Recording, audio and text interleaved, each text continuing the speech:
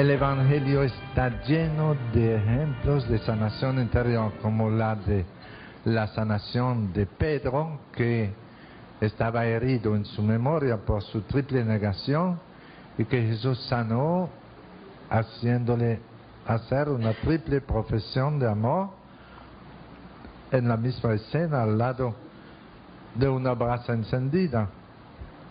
Vemos también el ejemplo de los discípulos de Emaús, que es un ejemplo de sanación interior muy completa, muy hermosa. En el Evangelio según San Lucas, en el capítulo 24, leemos en el versículo 13, que aquel mismo día iban dos de ellos a un pueblo llamado Emaús, que distaba de 11 kilómetros de Jerusalén, y conversaban entre sí sobre todo lo que había pasado. Y sucedió que mientras ellos conversaban y discutían, Jesús en persona se apareció en medio de ellos. Jesús que acababa de resucitar. Pero sus ojos estaban retenidos, eran incapaces de reconocerlo. Ellos estaban tan heridos en su corazón por la muerte de Jesús, que la tristeza los estaba cegando. Eso le pasa mucho a personas que están tan heridas que son incapaces de reconocer las cualidades de su esposo o de su esposa o de un hijo, por la mucha herida que tienen. Ellos estaban tan heridos en su corazón que sus ojos eran incapaces de reconocer a Jesús. Y Jesús les dijo: ¿de qué discutían entre ustedes mientras van andando? Y ellos se pararon con aire entristecido. Uno de ellos, llamado Cleofás, le respondió: ¿eres tú el único residente en Jerusalén que no sabe las cosas que en estos días han pasado en ella? Él les dijo: ¿qué cosas?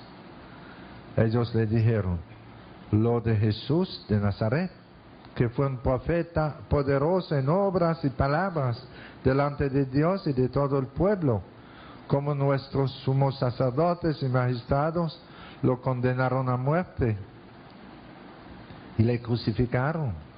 Nosotros esperábamos que sería Él el que iba a librar a Israel, pero con todas estas cosas, llevamos ya 3 días desde que esto pasó. Los discípulos de Emaús le estaban dando una clase de cristología al mismo Jesús y no se daban cuenta que estaban hablando a Jesús y le contaban todo lo de Jesús y estaban tan desanimados, decían: esperábamos que Él iba a ser el liberador de Israel. Ya no tenían más esperanza, lo habían visto morir en la cruz del Calvario, estaba enterrado y ya ellos no tenían más esperanza. Y entonces dijeron: el caso es que algunas mujeres de las nuestras nos han sobresaltado porque fueron de madrugada al sepulcro y al no hallar su cuerpo vinieron diciendo que hasta habían visto una aparición de ángeles que decían que Él vivía. Cuentos de mujeres, ¿verdad? Según ellos no lo creían. Y fueron también algunos de los nuestros al sepulcro y lo hallaron tal como las mujeres habían dicho, pero a Él no le vieron. Él les dijo: oh insensatos y tardos de corazón para creer todo lo que dijeron los profetas. ¿No era necesario que el Cristo padeciera eso y entrara así en su gloria? Y empezando por Moisés y continuando por todos los profetas, les explicó lo que había sobre Él en todas las Escrituras. Jesús, caminando con ellos, le iba recordando todo lo que había dicho la Sagrada Escritura sobre el Mesías, y avanzaban, caminaban, y al acercarse al pueblo donde iban, Jesús hizo ademán de que iba seguir de largo cuando llegaron a la casita de Emaús. Pero ellos dijeron, no, quédate con nosotros, la noche está cayendo, quédate. Y Jesús entró en la casa con ellos, se sentó en la mesa a comer y tomó el pan, lo bendijo, lo rompió y se lo dio. Él hizo lo mismo que había hecho el Jueves Santo en la última cena. Era la segunda Eucaristía en la historia del mundo que él celebró con los dos discípulos de Emaús. Y tomó el pan, lo bendijo, lo rompió y se lo dio. Y se le abrieron los ojos y lo reconocieron. En el mismo momento de la comunión, recibieron una sanación interior tan grande que se le abrieron los ojos. Y lo reconocieron y él desapareció delante de ellos. Ya no tenía que estar visible. Estaba presente en el pan consagrado, en la Eucaristía. Y ellos lo reconocieron y sanados en su corazón, cambiaron totalmente su manera de hablar, cambiaron totalmente su pensamiento, porque acababan de decir, quédate con nosotros, la noche está cayendo, quédate, pero ya sanados en su corazón, reconocieron a Jesús y dice el Evangelio, al instante se levantaron para volver a Jerusalén. Ya no le importaba que la noche estaba cayendo, estaban tan felices porque habían reconocido a Jesús que se levantaron al instante para volver a Jerusalén a contar la buena noticia de Jesús resucitado. Y en el camino decían, ¿acaso nuestro corazón no estaba ardiendo mientras Él nos hablaba? Mientras Jesús les hablaba en el camino, su corazón herido por el dolor de la muerte de Jesús se iba sanando, y ellos estaban sanando de tal manera que se le abrieron los ojos y lo reconocieron y volvieron a anunciar la buena noticia de Jesús. Este pasaje del Evangelio es un hermoso ejemplo de una sanación interior que cambia la vida de una persona. Ellos tristes, desanimados, estaban tan heridos por la muerte de Jesús que esa herida emocional fuerte los estaba cegando. Y hay mucha gente herida que no son capaces de ver el valor de otra persona, no son capaces de reconocer las cualidades de un hijo.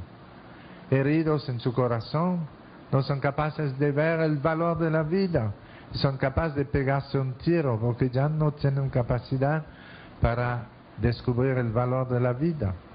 La herida emocional puede ser tan profunda que uno pierde hasta el control de su pensamiento. Pero Jesús, que vino a sanar los corazones heridos, sigue sanando los corazones rotos. Y vemos no solamente el ejemplo de la sanación interior de Pedro, sanado cuando hizo su triple profesión de amor, sanado en esa herida de su memoria, para que en adelante, cuando vea una brasa encendida en la tardecita, en la noche, no se recuerde su triple negación, sino que se recuerde su triple profesión de amor. Jesús llena de su amor lo que estaba triste en nuestra vida y lo transforma. Y es muy interesante notar que los discípulos de Emaús dicen, ¿acaso nuestro corazón no estaba ardiendo mientras Él nos hablaba? Ellos hicieron un encuentro personal con Jesús, un encuentro de ojos abiertos y de corazón ardiendo, de corazón latiendo. Y eso pasa a veces. Durante el ministerio de sanación interior, hay personas como que dan en su testimonio esa afirmación, que han sentido un gran calor en su pecho, en su corazón. Es muy curioso.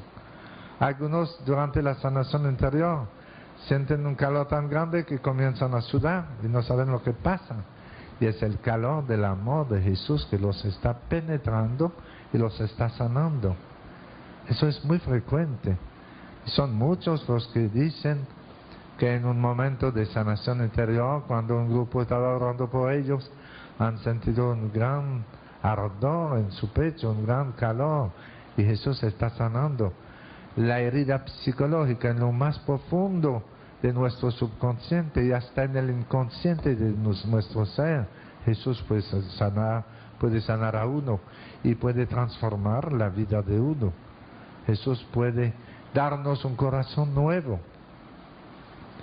Él quiere darnos un corazón de niño que no ha sido herido por las injusticias de la vida, por las críticas, por los chismes, por las incomprensiones, un corazón de niño. Eso es lo que Jesús nos quiere dar, un corazón sin herida, un corazón nuevo.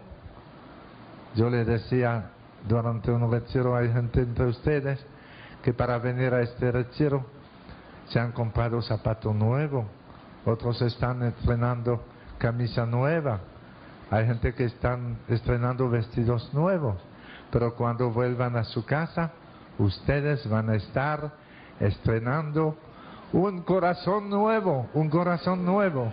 Eso es lo que necesitamos, un corazón sin herida, un corazón sanado, para después poder vivir felices, no amargados, no tristes, no dejarnos agobiar por los problemas de la vida, sino tratar de ver el mundo como Jesús lo ve, pensar como Jesús piensa y amar como Jesús ama. Y en el Evangelio vemos muchos ejemplos de sanación interior, la de Pedro, la de los discípulos de Maús, la sanación interior de la samaritana, esa mujer que estaba tan herida que no quería ir al pozo de Jacob a la hora que iban las otras mujeres. Ella era una mujer muy criticada en su pueblo, porque acuérdense lo que Jesús le dijo: tienes razón de decir que no tienes esposo, porque tú has tenido 5 y el que tú tienes no es tu esposo. Ella era una mujer muy criticada en el pueblo de Sicar, donde vivía, y si iba al pozo de Jacob a buscar agua en las horas de la mañanita, como hacían las otras mujeres, ella se sentía criticada, despreciada. Entonces ella iba a buscar agua a la hora más caliente del día, a mediodía, que así estaba segura que no iba a encontrar a nadie ahí. Iba al pozo de Jacob a mediodía, pero se encontró con Jesús. Se encontró con Jesús, que le dijo: dame de beber. Y ella, porque estaba muy herida en su corazón, porque los samaritanos no hablaban con los judíos, eran 2 pueblos peleándose siempre. Ella le dijo: ¿cómo tú, que eres judío, me pides de beber a mí, que soy samaritana? Ella estaba tan herida en su corazón, una herida emocional grande causada por el odio racial, como vemos a veces en el norte de Irlanda actualmente, que como que no llegan a perdonarse, se están matando y siempre hay muertos, como hemos visto en Ruanda, el odio racial de 2 tribus. Qué triste, cuántos muertos, más de 500,000 de muertos. Yo estuve predicando en Ruanda hace 4 años, y era un pueblo sencillo, nada más 6 millones de habitantes, se parecía un poco a la República Dominicana, y había aparentemente un pueblo que iba creciendo, y más de la mitad del pueblo era católico. Y nosotros teníamos la impresión que era un país de África donde la democracia iba avanzando, pero son 2 tribus.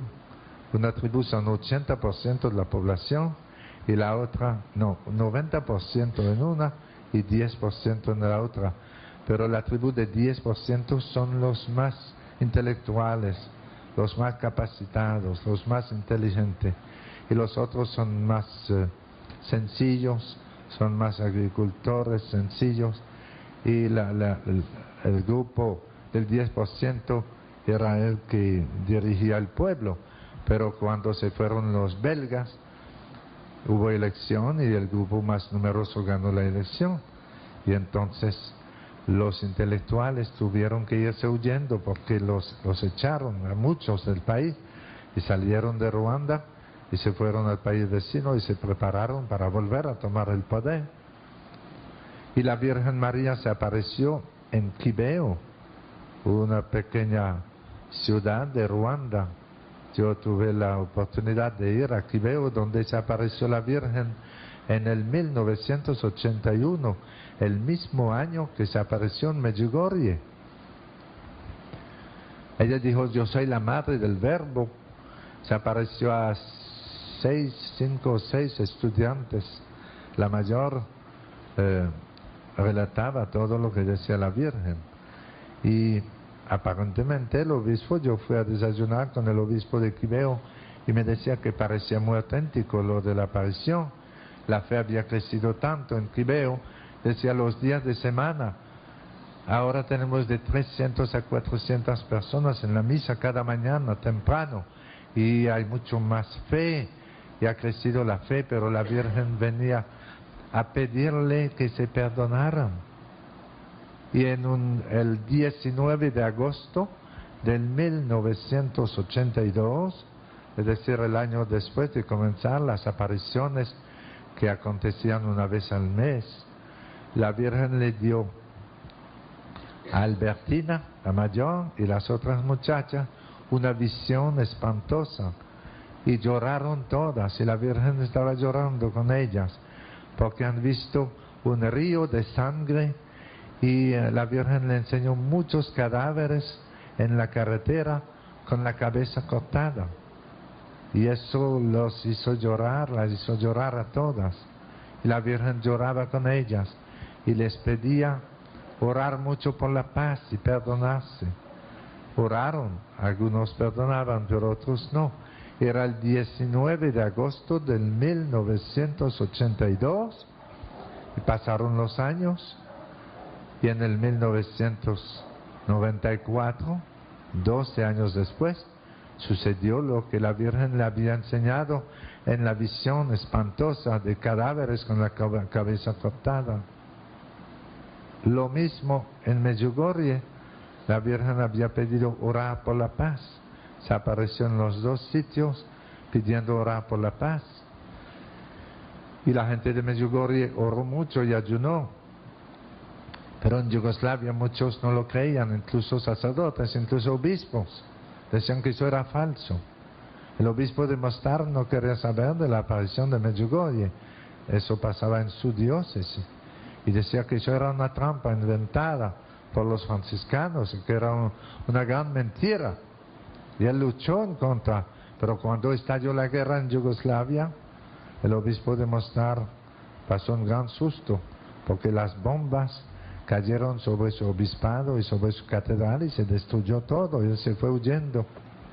Y la Virgen había dicho que iba a dejar en Medjugorje una señal que todo el mundo podrá reconocer.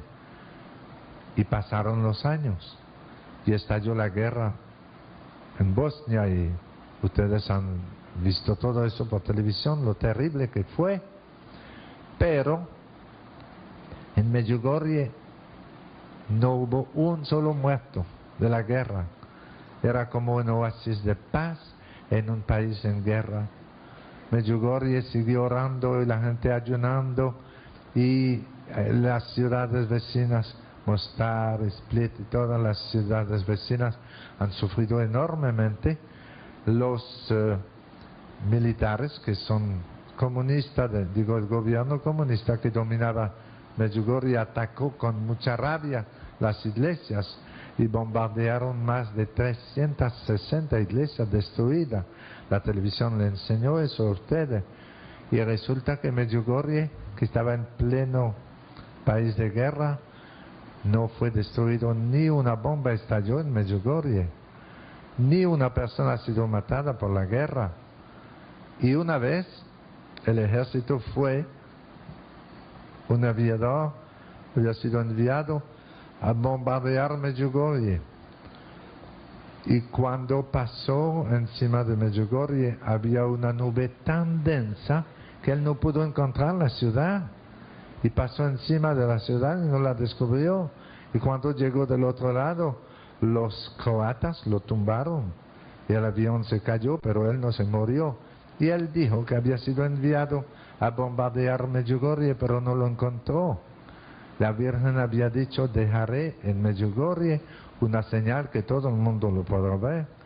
Y el que quiere ver puede mirar la protección que la Virgen le ha dado a Medjugorje como un oasis de paz en un país en guerra.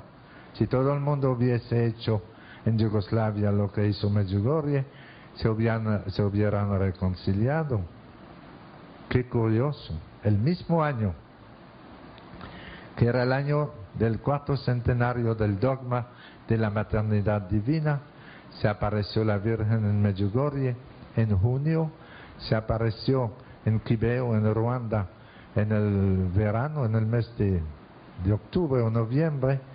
Y el mismo año en Montreal, la imagen de la Virgen Puerta del Cielo comenzó a derramar un aceite perfumado día y noche hasta el día de hoy. Y ponen algodón abajo de la imagen y se empapa el algodón de un aceite perfumado como olor a rosa. Y los científicos de la Universidad de Montreal estudiaron la imagen de la Virgen Puerta del Cielo, que es un ícono, una pintura hermosa que había hecho un monje de la isla Patmos y un estudiante que había estudiado en la isla Patmos la pintura, Patmos. El estudiante había dicho al monje: cuando usted, antes de morir, me debería regalar esta imagen. Y el monje, antes de morir, pidió que se mandara esta imagen a tal muchacho de Montreal que se la había pedido.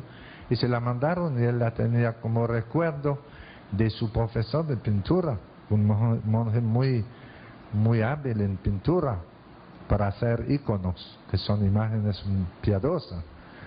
Y la imagen de noche, en el 1981, una noche comenzó a derramar un aceite perfumado y el muchacho tenía la imagen en su aposento y dormía con otro estudiante que estaba en el mismo aposento y se despertaron y tenía un olor de rosa tan fuerte. Dijeron: ¿qué es lo que está pasando? Y buscaron y vieron la imagen de la Virgen que estaba como, no es la palabra, pero yo no sé cómo, como sudando, no sé qué palabra podría decir, pero estaba derramando, no era sudor, era un olor de perfume. Y comenzó esa imagen a derramar ese aceite y siguió y siguió, y hay personas que ponían algodón abajo de la imagen y durante la noche se empapaba el algodón de ese perfume. Y hay enfermos que han recibido sanación con una unción, con el aceite misterioso ese. Y los científicos de la universidad trataron de estudiar la imagen, a ver de dónde venía eso, porque es una pintura normal, bien hecha, pero es de madera, no hay explicación. Y esa imagen comenzó a derramar ese perfume en el 1981, el mismo año que Medjugorje, el mismo año que Kibeo, y el mismo año en el Japón. La Virgen en Akita lloró y recogieron lágrimas de la estatua de madera, y el obispo del lugar recogió las lágrimas que salían de la imagen de Nuestra Señora de Akita en el Japón, y eso pasó por televisión nacional en el Japón, lo retrataron, y el obispo llevó una botellita de lágrimas que salían de los ojos de la Virgen. Una estatua de madera, como puede llorar. Y el obispo discretamente recogió una botellita de esas lágrimas y la llevó a un dispensario de Tokio para pedir analizar esta agua, a ver qué era eso. Ellos, sin saber nada, lo analizaron y dijeron que eran lágrimas humanas y habían salido de los ojos de una estatua de madera, todo el mismo año. La Virgen ha venido a dar muchos signos, muchos llamados a la humanidad y pide reconciliarnos, pide orar por la paz, porque son las heridas emocionales que son muchas veces la causa del odio racial. Son las heridas emocionales que pueden ser causa de guerras tremendas, como estamos viendo en muchos países, como hemos visto en Ruanda. Y la solución está en la reconciliación, pero para reconciliarse necesitamos sanarnos. Un día, eso se lo conté a algunos de ustedes, pero se lo cuento a los que no lo saben. Había una boda de oro y después de la misa hubo la cena y alguien le dijo al esposo, el que se le va a dar su boda de oro: ustedes son una pareja fabulosa, nunca los hemos visto peleándose, yo no sé cómo hacen, ustedes deberían darnos su receta. ¿Qué hacen ustedes? Porque nunca se están peleando. Y el viejo se levantó y dijo: bueno, se lo voy a decir. Cuando nosotros nos casamos, hemos tomado una decisión, que si un día yo llego a casa y mi esposa ve que yo estoy bravo, que estoy enfadado, en vez de comenzar a pelear conmigo, ella se va al aposento. Y si llego yo un día a la casa y veo que la esposa está brava, en vez de comenzar a discutir con ella, yo me voy al garaje, a la marquesina. Pero dijo, con esa bendita solución, yo me pasé la mitad de la vida en la marquesina. Así que no es buena solución. La solución no está pasar la vida en la marquesina, ¿verdad que no? La solución es dejarnos sanar por Jesús para poder controlar nuestros sentimientos. La solución es dejar que los frutos del Espíritu Santo crezcan en nosotros, porque dice San Pablo en la epístola a los Gálatas que el fruto del Espíritu es amor, y luego enumera los otros frutos del Espíritu que emanan del amor, como las ramas salen del tronco del árbol, y dice el fruto del Espíritu es amor, alegría, paz, comprensión, serenidad, bondad, dominio de sí. Eso es lo que necesitamos, sanarnos para llegar a tener dominio de sí. Es un fruto del Espíritu Santo. Y cuando hay dominio de sí mismo, uno no va a pelear porque tantas bagatelas. Muchos de los divorcios de hoy han comenzado con pleitos pequeñitos, de nada, pero con el tiempo van ampliándose y se ponen más grande, y un día ya no pueden más y se dejan. Pero cuando reculan en el pasado, ven que todo comenzó con una bagatela. El dominio de sí es un fruto del Espíritu Santo que nos ayuda a perdonar, a vivir en paz, buscar lo que al otro lo puede hacer feliz. No solamente buscar lo que a mí me puede hacer feliz, pero buscar lo que al otro lo puede hacer feliz. Entonces la sanación interior es un camino de santificación. Más uno se va a sanar en su corazón, más va a tener dominio de sí mismo, más va a tener paz. Fíjense que el fruto del Espíritu Santo es amor, pero después dice San Pablo, amor, alegría, porque donde hay amor hay alegría, donde hay odio hay tristeza. Y dice amor, alegría, paz, porque donde hay amor hay paz, donde hay odio hay guerra. El fruto del Espíritu es comprensión, serenidad, dominio de sí. Es hermoso ver lo que el Espíritu Santo puede hacer en nosotros, darnos un corazón nuevo. El Espíritu Santo viene a enderezar lo que está torcido, a sanar lo que está enfermo, a calentar lo que está frío. El Espíritu Santo es el Espíritu de Jesús y nos impulsa a alabar a Dios. Y son muchos los que han recibido incluso sanación interior durante las oraciones de alabanza. Cuando estamos alabando, cantando alabanzas del Señor, son muchos los que han recibido sanación interior y poco a poco han comenzado a tener un corazón nuevo, unos sentimientos más pacíficos. Un día un periodista le hacía una entrevista al cardenal O'Connor de New York y le preguntó: ¿qué es lo que más se parece al infierno? Y el cardenal O'Connor comenzó a reflexionar unos momentos y dijo: lo que más se parece al infierno es una familia donde no hay amor, una familia donde hay pleito, odio, riñas, donde no se entienden, es lo que más se parece al infierno, porque el infierno es el reino del odio. En el infierno no hay amor, hay odio. Por eso la Virgen María, cuando le dio una visión a los videntes de Medjugorje, les dijo: yo quiero que ustedes sepan la diferencia que hay entre los que mueren en gracia de Dios y los que mueren en pecado. Y hoy le quiero dar una enseñanza.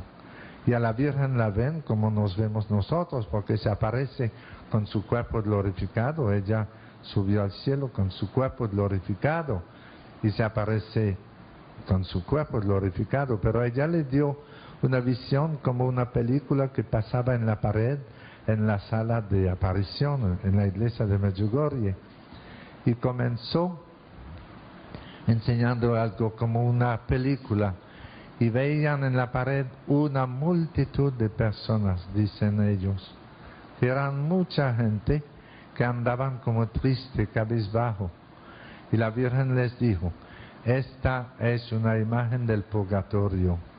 Oren mucho por las almas del purgatorio para que salgan más pronto de ese lugar de purificación. El purgatorio es el lugar de purificarse uno antes de entrar en la luz del cielo. Y cambió la imagen. Y la Virgen les dio otra imagen, y era una multitud grande de personas que parecían tener mucho odio y que estaban echando malas palabras y se cortaban y maldecían. Y la Virgen les dijo: esta es una imagen del infierno. En el infierno no hay amor. Los condenados se odian unos a otros, odian a Dios que los ha condenado a ese lugar de tormentos y odian a Satanás que los ha llevado al infierno. Y cuando los videntes vieron la imagen del infierno, que no era el infierno auténtico porque era como un audiovisual, cuando en la escuela la maestra le enseña a los alumnos un audiovisual para enseñarle algo, una de las videntes nos contó que ella gritó bien fuerte y dijo: yo nunca más volveré a hacer un pecado mortal. Cuando vio esa imagen del infierno, se asustó tanto que dijo: yo nunca más volveré a hacer un pecado mortal. Y después la Virgen les dijo: ahora yo quisiera darle a ustedes una pequeña idea de lo que es el cielo. Pero el cielo es algo tan hermoso, tan grande, que no hay nada en la tierra con que yo podría comparar el cielo. Y ella, mientras hablaba, les ha dado a los videntes, les ha conseguido una gracia especial de sentir la presencia de Dios, como le ha pasado a algunos santos en visiones que han sido arrebatados y como que sentían la presencia de Dios muy fuerte.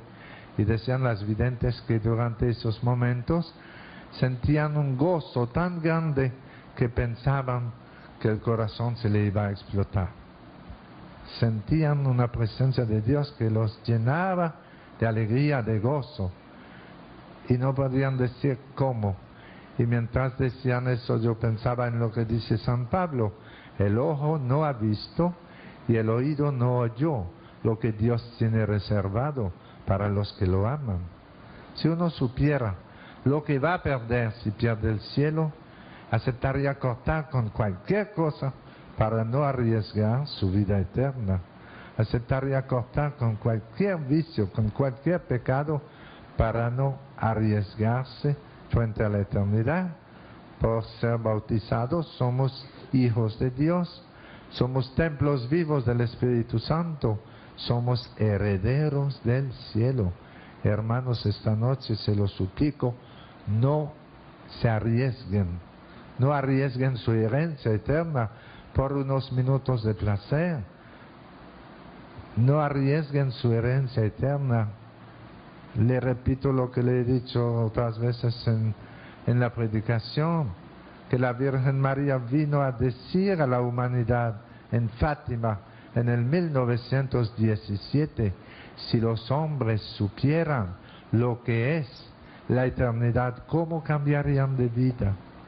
Pero muchos andan como ciegos y necesitamos que el Señor purifique nuestra mirada para que podamos ver el mundo como Jesús lo ve, que no nos dejemos llenar de falsedades, de engaños. Necesitamos sanarnos en nuestro corazón para caminar en presencia del Señor. El mundo anda mal, dice el libro de la sabiduría, porque son pocos los que reflexionan en su corazón. Y para de verdad vivir esa vida cristiana, que es el don de Dios al hombre, necesitamos un corazón sano, no un corazón herido, no una mentalidad cerrada, sino debemos dejarnos sanar por Jesús, dejarnos liberar por Jesús, dejarnos transformar. La sanación interior es un camino de santificación. Más vamos a sanarnos en nuestro corazón, mejor podremos vivir el Evangelio, más podremos rechazar todo lo que puede ser causa de perdición en nuestra vida. Y el mundo anda mal porque son pocos los que reflexionan en su corazón. La sanación interior, hermanos, es un regalo de Jesús crucificado. Y hablando con una persona, a veces dialogando con la persona, tratando de descubrir cuándo y cómo se originó su problema, podemos ayudarla a descubrir la raíz de su problema. Así lo hacen los psiquiatras, a veces hablan mucho y consiguen descubrir la raíz del problema de una persona que está en depresión o que está en problemas grandes, pero si se quedan ahí, no han sanado el problema.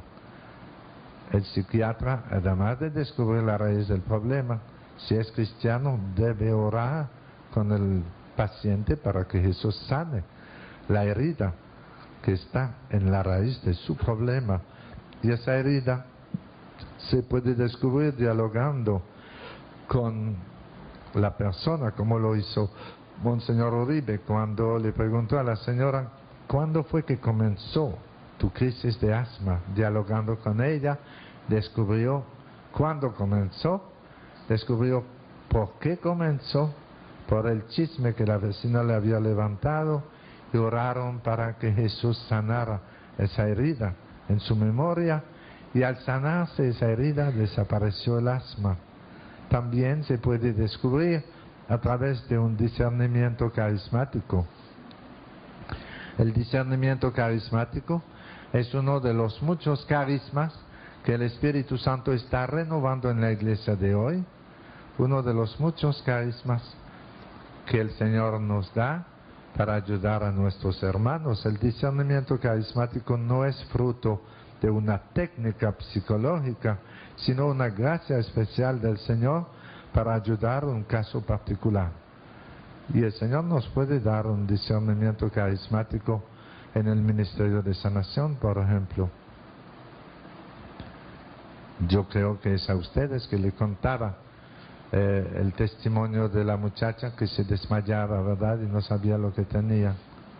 También el Señor nos dio un discernimiento carismático un día que estábamos orando por un hombre de San Francisco de Macorís, en la bajada de Macorís, un hombre que se llama Julio Núñez, que había sido sanado en una misa de sanación en Pimentel. Ese hombre, Julio, tenía 13 años que caminaba gateando, no podía caminar de pie. Él no era capaz de caminar de pie. Sufría de la columna vertebral y caminaba sobre las manos y las rodillas durante 13 años. Y un día, en una misa de sanación en Pimentel, al aire libre, habían llevado a Julio Núñez a la misa, y durante la oración de sanación él comenzó a temblar mucho, y se levantó, se puso de pie, comenzó a caminar, y fue un asombro de todos los que lo conocían. Y Julio dio su testimonio en muchos retiros. Era un testimonio hermoso, porque él había pasado 13 años caminando sobre la rodilla, la mano, y el Señor lo levantó, como la mujer encorvada del Evangelio. Y después de 1 año y medio, fuimos a predicar un retiro en la Bajada, en San Francisco de Macorís. Y cuando llegué ahí, yo dije, me gustaría ver a Julio Núñez para pedirle un testimonio para el retiro, porque su sanación era tan hermosa. Y una mujer me dijo, padre, Julio no puede dar testimonio porque le volvió la cosa. Le dije, ¿qué cosa? Ella dijo, le volvió la cosa, él no puede caminar desde hace un mes o una semana, no me acuerdo. Él no puede caminar, está como antes, está caminando sobre la mano y la rodilla. Le dije, no puede ser. Cuando Jesús sana de verdad, vayan a buscarlo, vamos a orar por él, algo está pasando. Y fueron a buscar a Julio a su casa, lo llevaron en sus brazos porque no podía caminar, y lo llevaron a la casa parroquial, y el equipo que daba el retiro, oramos por Julio, varios minutos, pidiendo al Señor que lo sanara, y no pasaba nada, y no podía levantarse. Y luego comenzamos a orar en lengua. Muchas veces, cuando no conseguimos nada, podemos orar en lengua, y el Espíritu Santo viene a orar en nosotros. Y la oración en lengua tiene mucho más poder que nuestra pobre oración personal, porque es el Espíritu Santo que viene en ayuda de nuestra debilidad, dice San Pablo. Viene a orar en nosotros, en gemidos inefables. Y comenzamos a orar en lengua.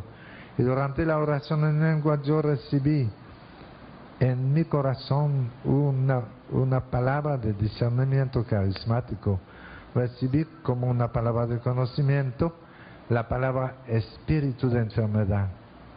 Y yo dije al equipo del retiro, yo creo que vamos a necesitar orar por la liberación de Julio. Vamos a hacer una oración de liberación, a ver qué le está pasando. Y dije, espíritu de enfermedad, yo te ordeno en el nombre de Jesús de Nazaret, en virtud de mi sacerdocio, que salgas de este Hijo de Dios ahora. Sal de esta casa y vete a los pies de Jesús para que disponga de ti. Y te prohíbo en el nombre de Jesús que lo vuelva a molestar. Y Julio se levantó y se puso de pie. Y dijo que había sentido un escalofrío en la espalda. Y se levantó y se puso a caminar. Él no estaba enfermo. Un espíritu de enfermedad lo había atacado para que él dejara de dar testimonio, porque estaba dando mucha gloria a Dios con el testimonio de su sanación, y un espíritu de enfermedad lo había atacado y él no podía caminar. Fíjense qué curioso. ¿Cómo podíamos saber nosotros eso? Ni lo pensé yo, pero orando en lengua el Señor nos dio un discernimiento carismático.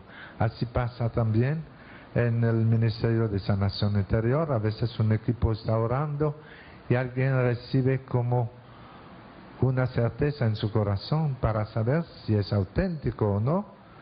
Hay que someter el discernimiento carismático a un discernimiento doctrinal. Es decir, en el discernimiento doctrinal juzgamos el árbol por los frutos. Y si quiero saber si un discernimiento carismático es auténtico, tengo que ver si hay frutos. Si no hay fruto, no era un discernimiento carismático, era mi imaginación.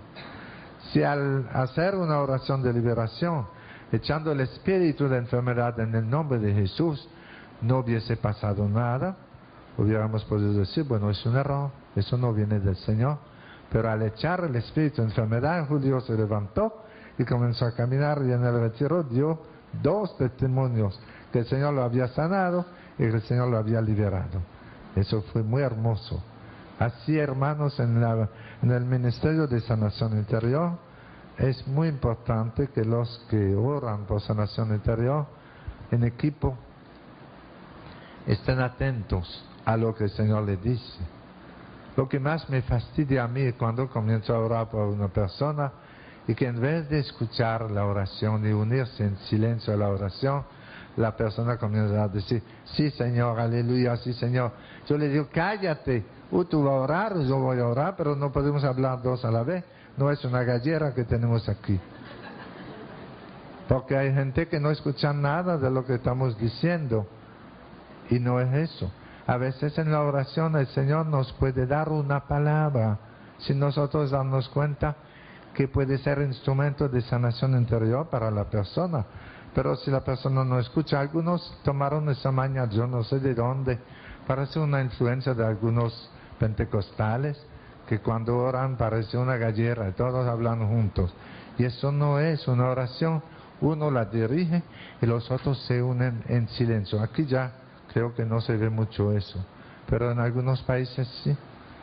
Y yo a veces no tengo mucha caridad, pero le digo, cállate. O tú vas a orar o yo voy a orar, pero no vamos a hablar juntos. Cuando uno habla solo es un diálogo, ¿verdad? Y cuando hablan dos es un diálogo. Y si hablan cuatro es un catálogo, ya no sirve. Entonces en la oración, que sea de sanación interior, que sea de sanación física, el poder de la oración comunitaria es muy grande cuando nos unimos todos en una misma oración de fe. Y el Señor bendice la oración comunitaria, pero uno debe dirigir la oración y los otros hacer suya la misma oración.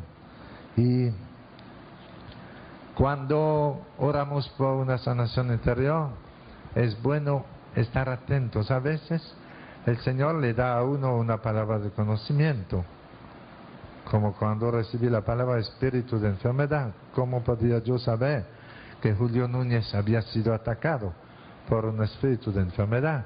Otras veces el Señor, durante la oración de sanación interior, le da a uno lo que llamamos una imagen mental. Le viene al espíritu, a la mente, como la imagen de algo. Y para saber si esa imagen mental es auténtica o no, otra vez hay que juzgar el árbol por los frutos. Si hay frutos, eso venía del Señor. Y si no hay fruto, podemos decir, bueno, debe ser mi imaginación que me está engañando. Yo me recuerdo que estábamos en un congreso carismático en Caracas, un congreso de América Latina. Y en ese congreso nos habían pedido a María San Giovanni, a Evaristo Guzmán y a mí hacer el ministerio de sanación. Y entonces, entre las conferencias, nosotros teníamos una oficina y recibíamos ahí la gente que deseaba recibir oración de sanación interior. Orábamos los tres juntos. Y entró una religiosa. Y ella dijo, yo no sé lo que tengo. Vinieron mucha gente, pero esa religiosa cuando llegó dijo, yo quiero que ustedes oren por mí, porque yo estoy triste y no sé por qué. Yo no tengo razón de estar tan triste. Me gusta mi vocación, estoy trabajando como misionera en un campo de Venezuela y son gente buena, pero yo estoy siempre triste y yo quisiera estar alegre como mis compañeras, como mis amigas, pero tengo como una tristeza innata que yo no puedo superar. Oren por mí para pedir al Señor que me dé más alegría. Y comenzamos a orar por ella, orando por su sanación interior. Una persona del equipo tuvo una imagen mental y vio en una imagen mental, en la mente, una muchachita como de 5 años que estaba llorando en un campo de nieve donde había muchos árboles y la niña estaba llorando. Y le preguntó a la religiosa, esta imagen que yo tengo al espíritu, a la mente, ¿le dice algo a usted? Y la religiosa comenzó a llorar y dijo, sí. Ella era una religiosa canadiense y cuando tenía 5 años de edad, un día se escapó de la casa, se fue caminando en la nieve y se metió en el bosque y estaba nevando y la nieve tapó sus huellas. Ella entraba en el bosque contenta y después se perdió y no sabía por dónde volver porque la nieve había tapado sus huellas. Ella comenzó a llorar y dice que se quedó ahí como 3 horas llorando, no sabía si coger para la derecha o la izquierda, estaba perdida y por fin alguien la encontró. Y el Señor, recordando este hecho, nos decía la causa de su tristeza. Y entonces hemos orado pidiendo al Señor que sanara la herida de su memoria causada por esos momentos trágicos para ella, cuando a la edad de 5 años se perdió en un bosque de nieve y pensaba que iba a morir así. Oramos durante unos minutos pidiéndole a Jesús, por los méritos de su pasión, que sanara esa herida de su memoria. Y la religiosa se fue y la volví a ver después y me dijo: Padre, yo estoy feliz, el Señor me liberó de mi tristeza, ya el problema que tenía desapareció como un encanto, porque sanando la herida de su memoria, el Señor le quitaba esa tristeza. Fíjense qué interesante ver cómo el Señor sana las heridas de la memoria y transforma una mentalidad. Así dicen algunos de San Juan el Bautista, que él iba a ser un muchacho muy triste, porque su mamá, Santa Isabel, era una mujer triste, porque las mujeres del pueblo de Israel que no tenían hijo se veían como castigadas, porque todas querían ser la madre del Mesías, y las que no tenían hijo perdían esperanza. Y la vieja Isabel ya tenía casi 90 años y no tenía hijo, y estaba triste, había pasado una vida de tristeza, se sentía como rechazada por el Señor. Ella no podía ser la madre del Mesías esperado. Y entonces la vieja quedó embarazada, y ya tenía 6 meses de embarazo, cuando el ángel le dijo a María: tu prima Isabel, la que llamaban estéril, está en el 6º mes de su embarazo. Y se recuerdan, como han leído en el Evangelio, cómo María salió a la montaña de Judea, a Encarín, donde vivía Isabel, y María llevaba a Jesús en su seno, Isabel llevaba a Juan el Bautista. Y dice el Evangelio que cuando se encontró María con Isabel, cuando se encontró Jesús con Juan el Bautista, el niño brincó de alegría en el seno de Isabel, recibió una sanación interior tan fuerte que brincó de alegría, se liberó de la tristeza que iba a tener heredada de la tristeza de su mamá. Juan el Bautista iba a ser un muchacho triste porque su mamá era una mujer triste, y él iba a tener una tristeza innata que iba a arrastrar toda su vida.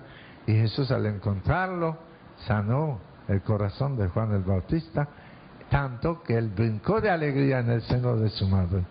Yo no puedo probarles eso como una teoría matemática, pero es una opinión de muchos especialistas en el Ministerio de Sanación Interior, que ese brincó de alegría es porque sintió una sanación interior grande que lo liberó de la tristeza que le iba a heredar de su mamá.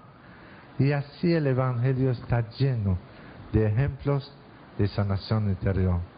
Realmente debemos, no una vez en la vida, pero cada vez que sentimos en nuestro corazón una herida, una pena causada por una injusticia, por una calumnia, por un desprecio, por un fracaso de lo que sea, en vez de ir a comentar con el vecino, con la vecina, ese chisme que le han hecho y poner la herida más profunda todavía, deberíamos ir a Jesús sacramentado y poner delante de Él esa herida que hemos recibido.